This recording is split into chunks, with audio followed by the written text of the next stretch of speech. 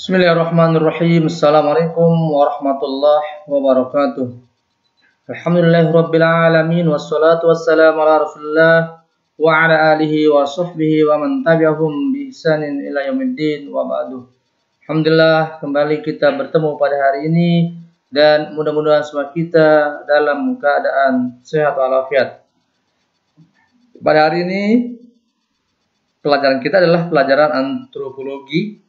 Dengan kita masuki bab keempat dengan judul babnya adalah perilaku menyimpang dan sub kebudayaan menyimpang. Inilah materi yang akan kita bahas pada kesempatan hari ini. Nah, sekarang kita akan lanjut saja kepada pengertian perilaku menyimpang. Apa itu perilaku menyimpang? Perilaku menyimpang adalah suatu perilaku yang diekspresikan oleh seorang atau beberapa orang anggota masyarakat yang secara disadari atau tidak disadari tidak menyesuaikan diri dengan norma yang berlaku dan telah diterima oleh sebagian anggota masyarakat. Jadi sekali lagi saya ulang, perilaku yang diekspresikan oleh seorang atau beberapa anggota masyarakat yang secara disadari atau tidak disadari mereka tidak menyesuaikan diri dengan norma yang berlaku dan telah diterima oleh anggota masyarakat. Ketika orang itu atau ketika seorang atau kelompok orang baik disadari atau tidak disadari dia tidak menyesuaikan diri dengan norma atau nilai yang berlaku di tengah masyarakat yang diterima, maka itu adalah namanya perilaku menyimpang atau tidak sesuai dengan yang berlaku di tengah masyarakat tersebut. Nah, kita lihat sekarang ini pendapat para ahli. Robert M.Z. Lawang yang berpendapat bahwa penyimpangan adalah tindakan yang menyimpang dari norma-norma yang berlaku dalam suatu sistem sosial dan menimbulkan usaha dari pihak berwenang untuk memperbaiki perilaku yang menyimpang atau norma. Seulang, menurut Robert M.Z. dia berpendapat bahwa penyimpangan adalah tindakan yang menyimpang dari norma-norma yang berlaku dalam suatu sistem sosial dan menimbulkan usaha dari pihak berwenang untuk memperbaiki perilaku yang menyimpang atau norma tersebut. Jadi, apabila ada orang yang menyimpang, maka di sini pihak yang berwenang harus melakukan perbaikan terhadap perilaku menyimpang atau tidak norma tersebut. Nah, sementara menurut James van der Zarden berpendapat bahwa penyimpangan adalah merupakan perilaku yang oleh sejumlah orang dianggap sebagai hal yang tercela atau di luar batas toleransi. Jadi perilaku yang oleh sejumlah orang dianggap sebagai hal yang tercela atau yang tidak terpuji atau tidak baik yang di luar batas toleransi. Itu menurut James van der Zarden. Nah, sementara menurut Kartini Kartono berpendapat bahwa penyimpangan adalah merupakan tingkah laku yang menyimpang dengan kehendak masyarakat atau kelompok tertentu dalam masyarakat. Tingkah laku yang menyimpang dengan kehendak masyarakat. Jadi masyarakat ingin begini, maka dia melakukan hal yang begitu atau sesuai dengan keinginan masyarakat. Sementara Paul B. Harton yang berpendapat bahwa setiap perilaku yang dinyatakan sebagai pelanggaran terhadap norma-norma kelompok atau masyarakat. Itu menurut Paul B. Harton. Perilaku yang dinyatakan sebagai pelanggaran terhadap norma kelompok atau masyarakat. Itu menurut pendapat para ahli tentang perilaku menyimpang. Nah, sekarang kita akan lihat sub kebudayaan menyimpang.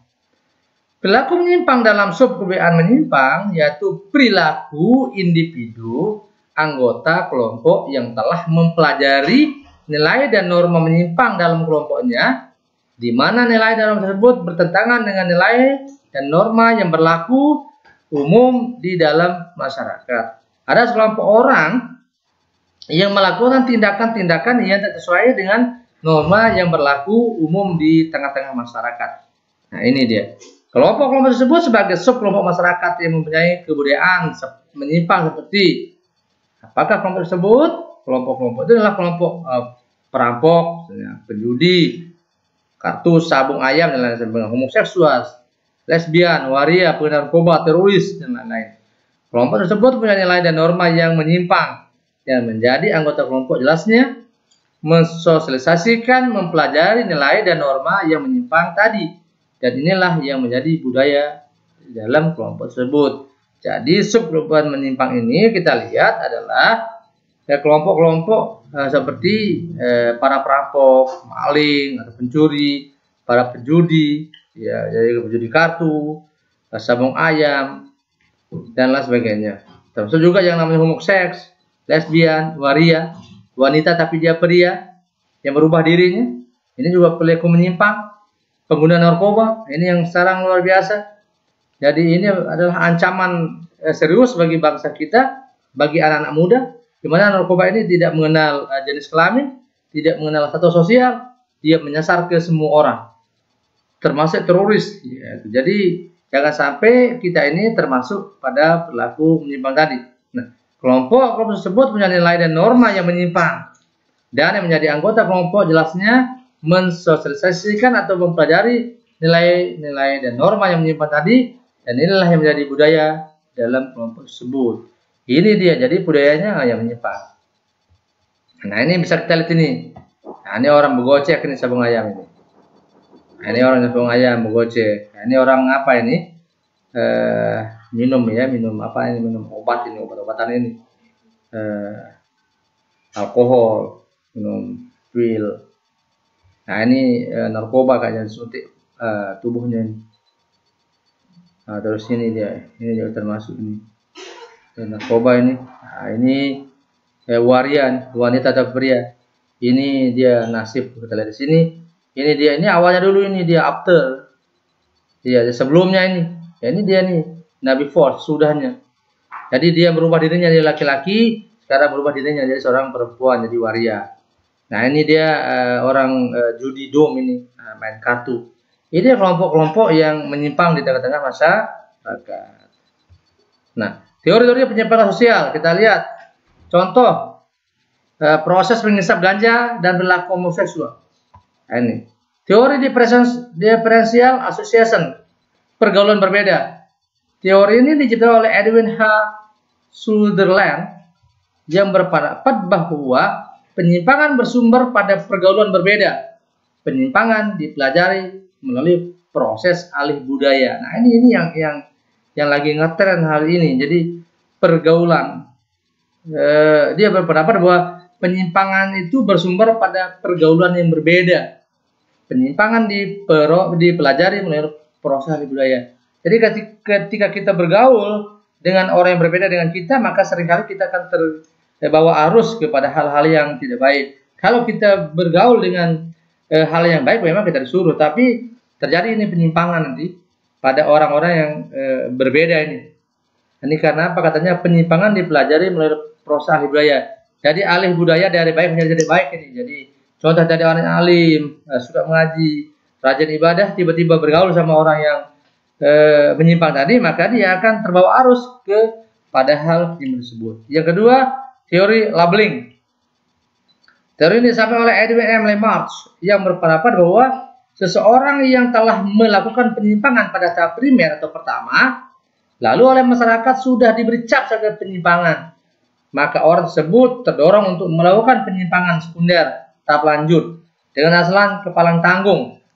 Contoh, seorang yang pernah sekali mencuri dengan alasan kebutuhan, tetapi kemudian oleh masyarakat dijuluki pencuri, maka ia akan terdorong menjadi perampok. Ini labeling, dilabelkan ya, dikasih nama. Misalnya ada A itu karena sesuatu dia kelaparan misalnya, karena sudah melakukan perjalanan jauh, ya tiba-tiba sangunya tidak ada, maka dia melihat pohon kelapa terus dia naik. Dia saking hausnya, laparnya, dia terus mengambil pohon kelapa, buah kelapa itu, dari minum, dia makan isinya, maka oleh orang nanti ditemukan, disebut dia maling, karena dia sudah diberi label, ya toh juga saya sudah disebut maling, ya kepalang tanggung, saya juga akan begitu, saya akan menjadi maling atau perampok yang lebih besar dari ini. Ini namanya teori labeling, melabelkan seorang. Nah, ini kita lihat contoh, seorang telah mencuri dengan alasan kebutuhan, tetapi kemudian oleh masyarakat dijuluki pencuri, maka ia akan terdorong menjadi perampok. Ya, ini bukan pencuri, ya, ini bukan, tapi ini pencuri. Jadi tadi hanya faktor kebutuhan, karena tidak sedikit orang juga mencuri karena faktor kebutuhan tadi, karena tidak ada untuk menutupi kebutuhan hari itu, maka dia terpaksa mencuri, tapi disebut orang sebagai pencuri, maka dia menjadi akan melakukan penyimpangan yang lebih besar sehingga dia lahir menjadi seorang perampok lagi.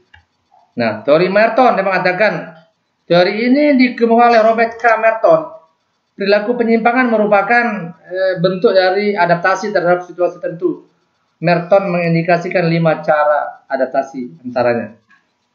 Pertama, konformitas adalah perilaku mengikuti tujuan dan cara yang ditentukan masyarakat untuk mencapai tujuan tersebut atau cara konvensional dan berlembaga. Contoh, seorang anggota kelompok etnis Lombok berlaku sebagai orang Lombok. Jadi ini dia, itu namanya teori konformitas. Jadi kalau orang Lombok ya dia berperilaku seperti orang Lombok. Kita tahu orang Lombok misalnya kalau nyongkolan ini ya dia kalau menikah dia nyongkolan seperti ini, dia pakai kebaya, pakai sarung, ini orang Lombok ini, khas orang Lombok ini, ngapresian, seleng gebuk ini, ya dia tinggal di Lombok, terus jadi orang Lombok, maka dia orang Lombok itu ya, setiap tahun itu ada presian, maka dia itu namanya teori konformitas, dia berperilaku sebagai orang Lombok. Nah, yang kedua adalah inovasi, adalah perilaku mengikuti tujuan yang ditentukan oleh masyarakat, tetapi memakai cara yang dilarang oleh masyarakat.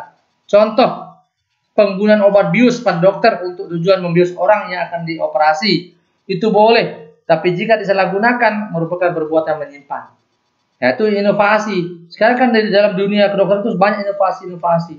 Misalnya tadi kan kalau ada orang yang mau dioperasi supaya dia tidak sakit, maka dia harus dibius atau dianestesi. Nah, supaya apa? Ketika dia dilakukan pembedahan oleh dokter maka tidak terasa. Tapi sekarang orang menggunakan pada hal-hal yang lain sehingga itu menyimpang. Nah, ketika orang itu menggunakan sesuatu yang dibolehkan pada tahap tertentu tapi dia gunakan untuk hal yang lain, maka itu namanya teori inovasi, melakukan penyimpangan terhadap teori tersebut. Yang keempat adalah ritualisme, perilaku yang telah meninggalkan tujuan budaya tetapi masih tetap berpegang pada acara-acara yang telah digariskan oleh masyarakat. Contoh, upacara ngaben di Bali. Ini perilaku yang telah meninggalkan tujuan budaya, ya, tetapi masih tetap berpegang pada acara-acara yang telah digariskan oleh masyarakat.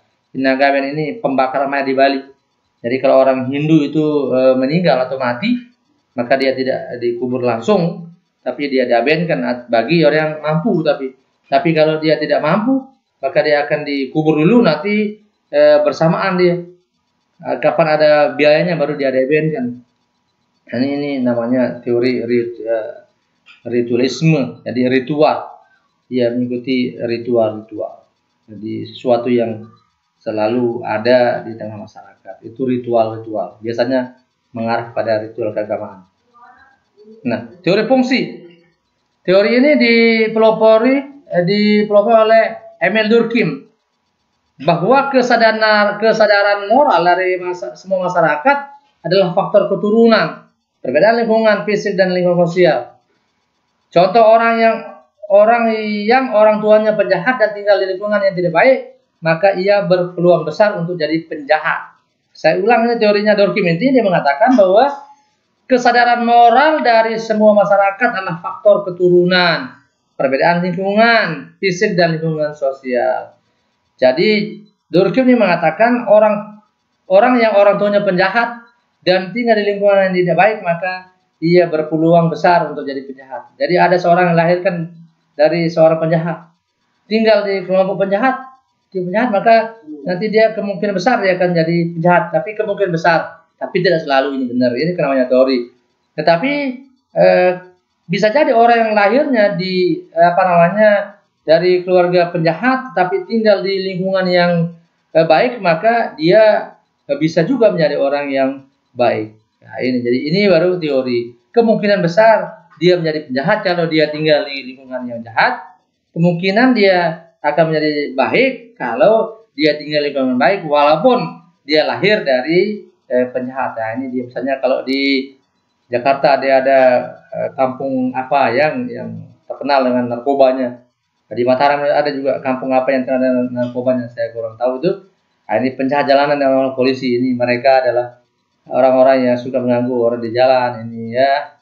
Inilah apa namanya orang-orang yang melakukan tindak kriminal, melakukan perilaku menyimpang atau perilaku yang tidak sesuai dengan kondisi yang sebenarnya. Teori konflik. Nah, teori ini dikembangkan oleh Karl Marx yang berpendapat bahwa kejahatan terkait erat dengan perkembangan kapitalisme. Menurut Marx, perilaku menyimpang diciptakan oleh kelompok-kelompok berkuasa dalam masyarakat untuk melindungi kepentingan mereka sendiri, dan hukum merupakan cerminan kepentingan kelas yang berkuasa, dan sistem peradilan pidana mencerminkan nilai dan kepentingan mereka. Wah, ini luar biasa ini. Inilah yang boleh kita katakan ini terjadi hari ini di tengah-tengah kehidupan kita. Teorinya makin kejahatan terkait erat dengan perkembangan kapitalisme. Menurut Marx, perilaku menyimpang diciptakan oleh kelompok-kelompok berkuasa.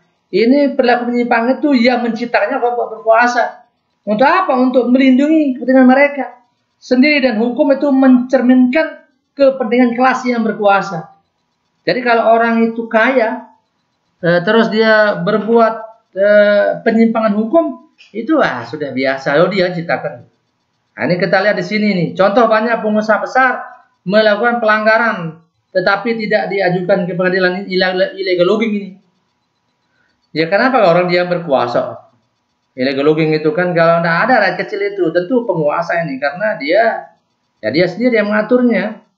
Hukum itu kan sudah bisa diatur sama mereka, dia itu orang-orang yang berkuasa. Jadi hukum itu ya seringkali orang mengatakan hukum itu hanya tajam ke bawah, tumpul ke atas. Kalau orang kecil yang melakukan tindakan hukum mudah dia diproses, tapi kalau orang besar itu ini sulit. Ini juga nih kan apa ini ya, judi kayaknya nih. Yang judi kan kelas berdasi ini. Ini sulit dia ditangkap ini karena orang dia menguasai panggung ini kok. Ini siapa ini? Ya, dia kerumunan misalnya. Ada seorang yang melakukan kerumunan itu ditangkap. Tapi ada orang yang melakukan kerumunan dalam yang sama dia ditangkap. Ini namanya ketidakadilan. Inilah yang terjadi. Dan teori Karl Marx ini sangat-sangat benar berlaku di tengah masyarakat. Nah, ini saja materi kita hari ini. Semoga ada manfaatnya. Sekiranya ada hal-hal yang kurang antum pahami, bisa antum tanyakan melalui line telepon yang telah ada.